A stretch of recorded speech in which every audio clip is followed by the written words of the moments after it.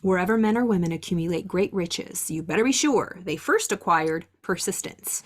The persistence muscle. We are continuing the reading of Napoleon Hill's Think and Grow Rich, Chapter 9 on persistence.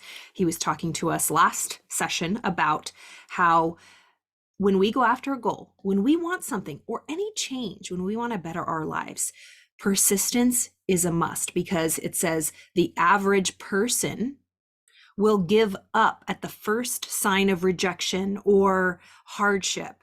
When you're going after something and you get a flat tire or somebody backs out or the odds seem to be against you or just you run into a hiccup in the road. A lot of times, I speak for myself, I thought, oh, it's a sign I shouldn't be doing this. It's the universe directing me in another way. No, it's just, as Napoleon Hill was saying, it's the universe testing us. It says, sometimes it appears there is a hidden guide whose duty it is to test men through all sorts of discouraging experiences once they want to go after a goal. Those who pick themselves up after defeat and keep on trying arrive, and the world cries, bravo, I knew you could do it. This hidden guide lets no one enjoy great achievement without passing the persistence test. We're continuing this reading. I think maybe I'll get it all done today, or it'll take two more sessions. All right, we left off with the story of Kate Smith. Kate Smith will say amen when she reads this. For years, she sang without money and without price before any microphone she could reach. Broadway, she was in New York, an actress in New York back in the early 1900s. Broadway said to her, come and get it if you can take it. She did take it until one happy day, Broadway got tired and said, aw, what's the use? You don't know when you're whipped. So name your price and go to work in earnest. Miss Smith named her price. It was plenty. Away up in figures so high that 1 week's salary is far more than most people make in a whole year. Verily, it pays to be persistent. And here is an encouraging statement which carries with it a suggestion of great significance. Thousands of singers who excelled Kate Smith are walking up and down Broadway looking for a break, without success. Countless others have come and gone. Many of them sang well enough, but they failed to make the grade because they lacked the courage to keep on going until Broadway became tired of turning them away. Think about if, for all the actors and artists that watch this or musicians, whatever you're going for, whatever endeavor, this is an encouraging statement of great significance. There are thousands of artists, there are thousands of actors who are walking up and down Hollywood Boulevard, Sunset Boulevard, looking for a break without success. Countless others have come and gone. They just move back home or just hang up the towel and quit. Nothing wrong with that. But the point is, if you keep persisting, it's not a matter of if, it's when. If you want to go after a goal, if it's a true desire of your heart and you truly want it, you're willing and able to make it happen. It's going to happen. It's just, can we be patient and continue to grow and learn and sharpen our skills and our tools? It's inevitable. Success is inevitable. We just must persist.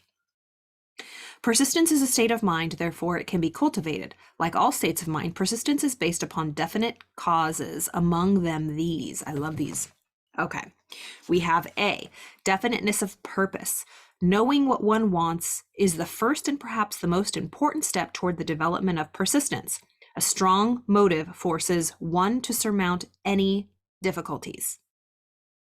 All right, this is a list of things. So it says, like all states of mind, persistence is based upon definite causes. So these are the causes of persistence. First, it was A, definiteness of purpose, knowing what we want. B, desire. It is comparatively easy to acquire and to maintain persistence in pursuing the object of intense desire. We talked a little bit about that in decision. If we are lacking in our decision or the fire under our desire, we have to put more logs on that fire. Life isn't going to give it to us. We can't wait till we're motivated or inspired. We must get emotionally involved. That's why visualization is so important. Taking action, seeing yourself already there. So desire, a big burning desire. C, self-reliance. Belief in one's ability to carry out a plan encourages one to follow the plan through with persistence.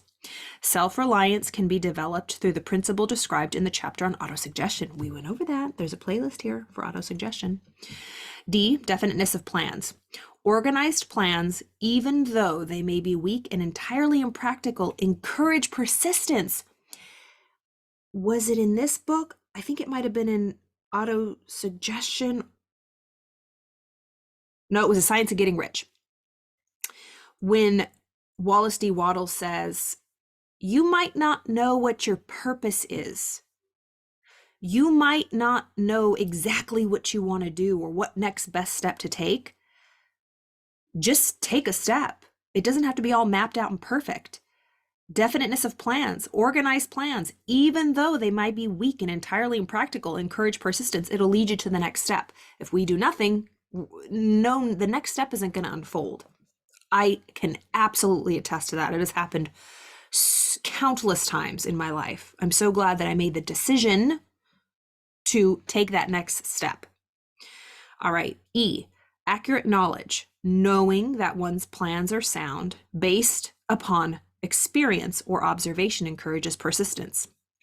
Guessing instead of knowing destroys persistence. Ooh, guessing instead of knowing destroys persistence. So just gain knowledge, study, watch videos, be a good student. F, cooperation. Sympathy, understanding, and harmonious cooperation with others tend to develop persistence.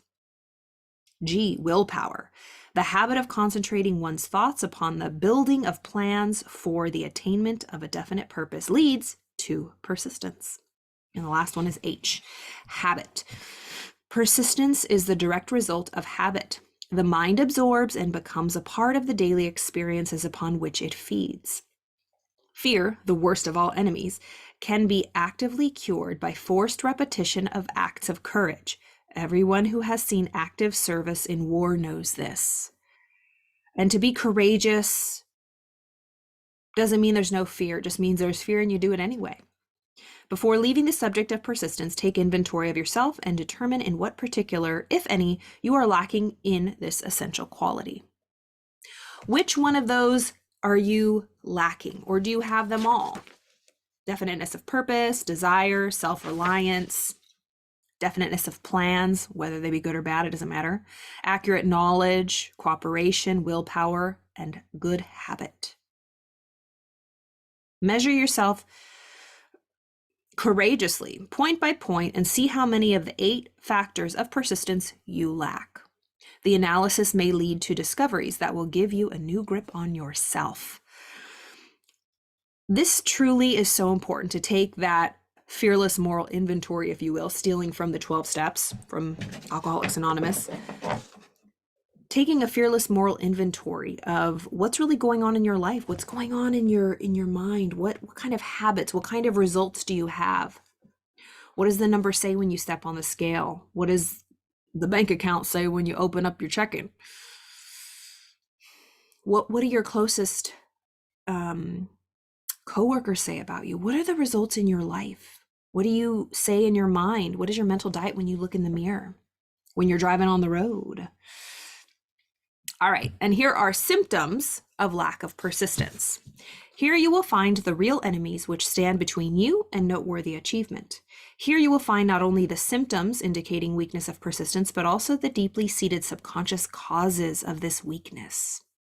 Study the list carefully and face yourself squarely if you really wish to know who you are and what you are capable of doing. These are the weaknesses which must be mastered by all who accumulate riches or achieve any goal. 1, failure to recognize and to clearly define exactly what one wants. So these are symptoms of lack of persistence. Number 1, failure to recognize and to clearly define exactly what you want. We must cut the crap and admit to ourselves what we really want. Not what we think we can get, not what our parents would approve of, not what our spouse would approve of, not what our friends would be on board with or support us with.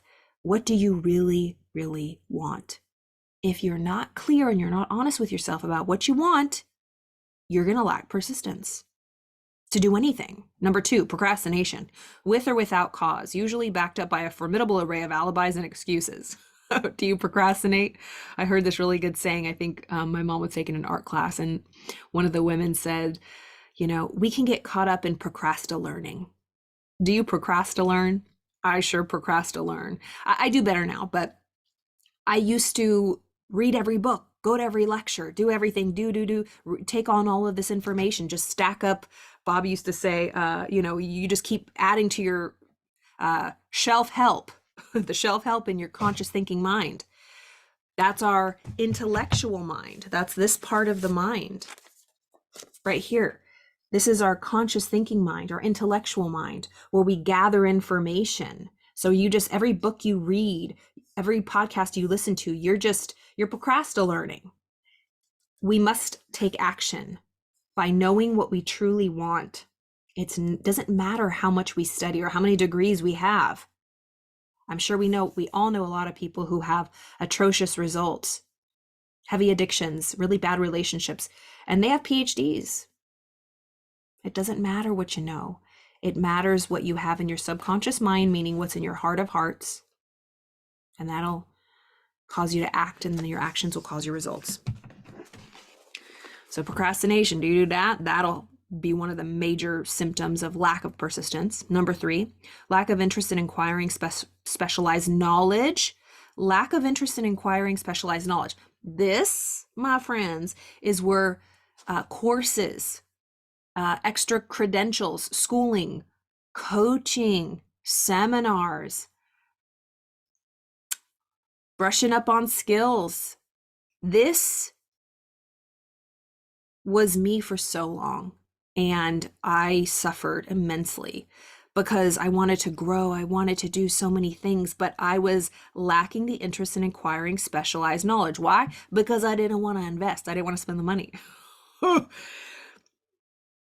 Yeah, we must invest in that. Number 4, indecision, the habit of passing the buck on all occasions instead of facing issues squarely, also backed up by alibis. So we can't be indecisive. We learned that in last chapter. Decision, the importance of decision making.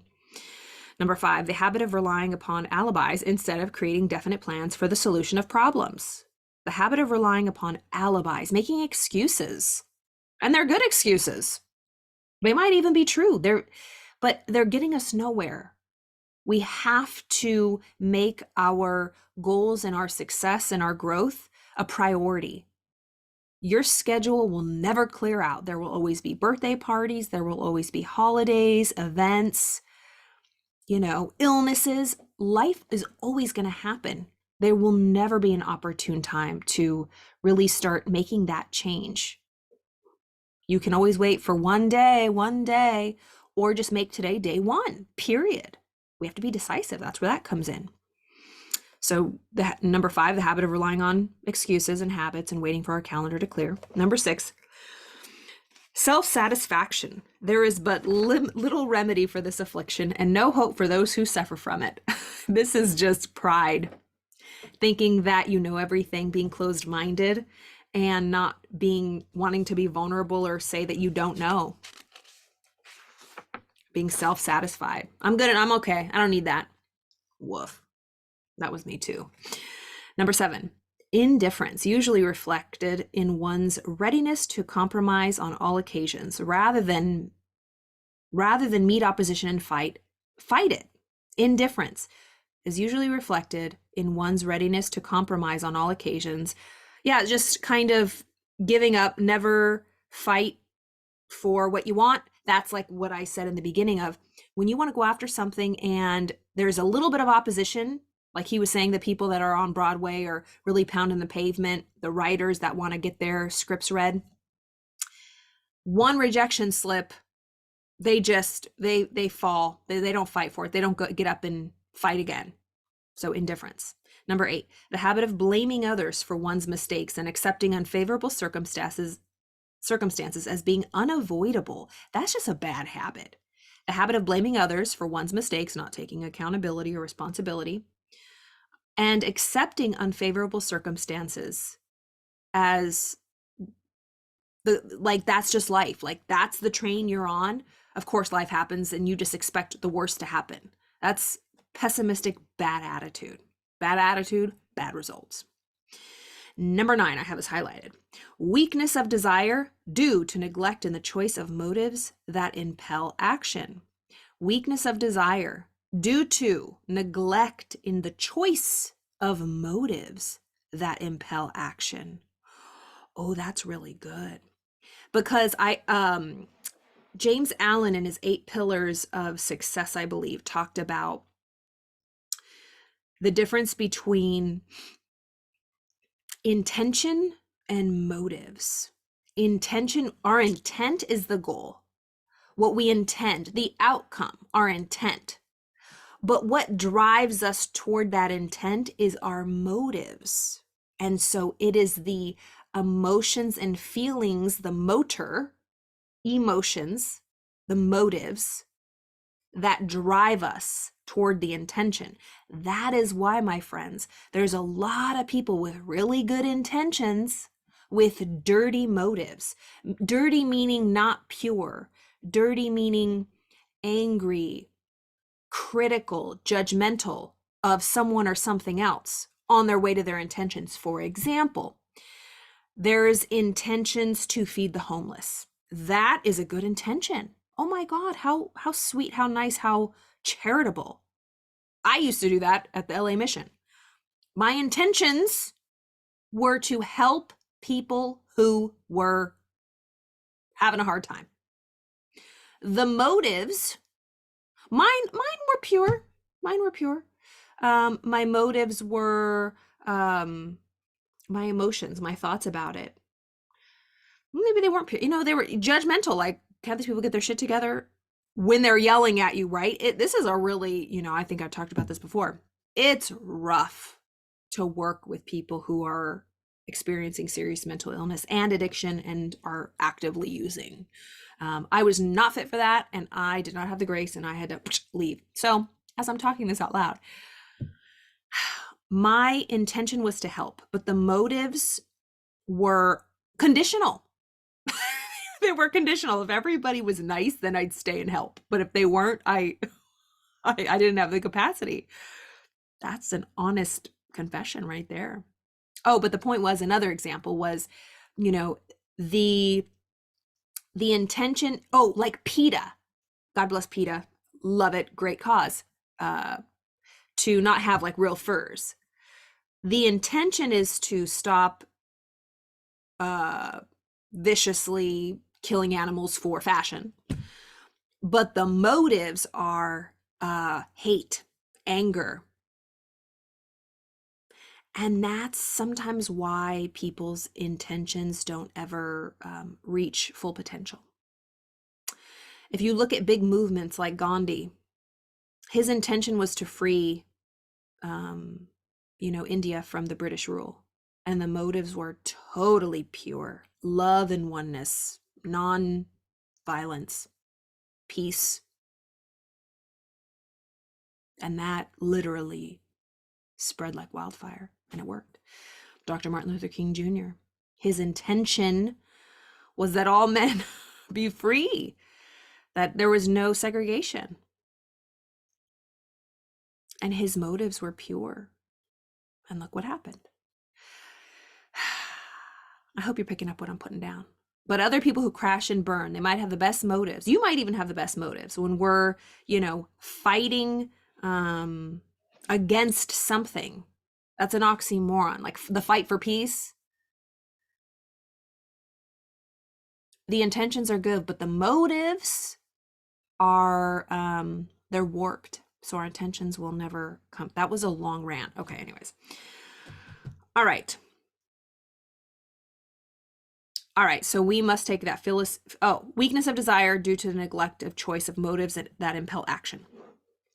Willingness, number 10, willingness, even eagerness to quit at the first sign of defeat based upon one or more of the 6 basic fears.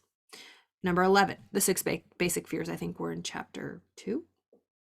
All right, number 11, lack of organized plans placed in writing where they may be analyzed. Writing down your plans, having that definite plan, we got to write it down. Number 12, the habit of neglecting to move on ideas or to grasp opportunity when it presents itself. The habit of neglecting to move on ideas. Remember, ideas are like slippery fish. Ideas are popping up all the time. We must get quiet, usually when we're walking, when we're taking a shower or something, when we're relaxed, ideas can come to us. Take action on them.